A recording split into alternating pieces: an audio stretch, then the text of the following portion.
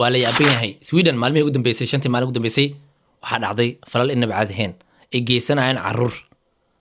afar carruur ay ku dhimatay mid waa dhaawac carruurta markii da'doodu waxay u dhaxaysaa 15 ilaa 20 kuwa geysanayaan sidoo kale waa la yaabay goobo kala duwan magaalooyin kala duwan waa la yaabay gabar ay ku jirto caasimadda ay ku soo dilaysaa wiil dhalinyaro ah way baxaysaa saacado gudaheed caasimada saddexaad ayaa sidoo kale dil kale ka geysanaysaa ayadii dhalinyaro kale waa lagu qabtay marka falkii ka bacdi ay ku dileen wiil 15 sano jir ah wiil dhalinyaro ah afku duuban yahay ayaa wuxuu soo dhaxgalayaa bas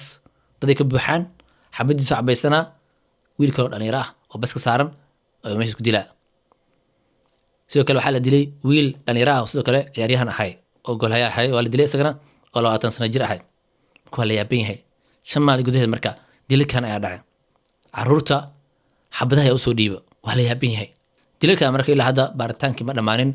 falalkan waxyaabaha ka dambeeyay lama ogaanin laakiinse way iska caddahay maadaama Sweden sanadii ugu dambeeyay carruurta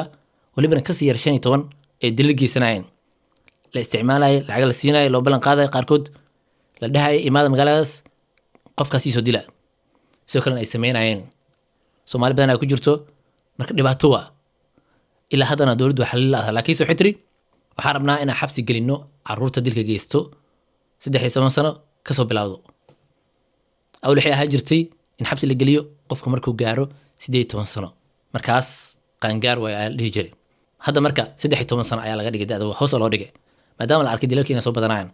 kuwa isticmaalayana dad weyn ay yihiin darooga ka ganacsadaan carruurta marka ay isticmaalayaan maadaama carruurta marka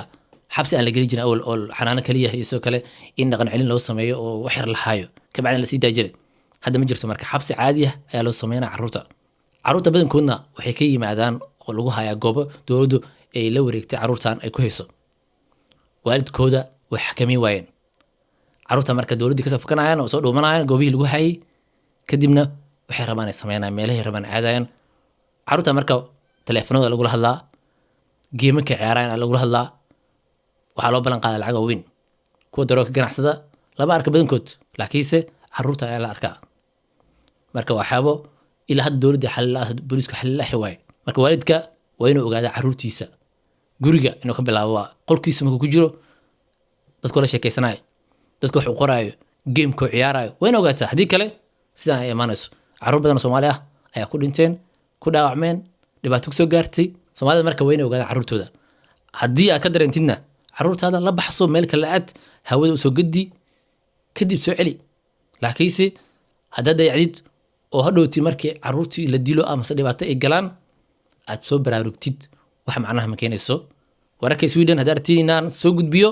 kumantii ku soo qora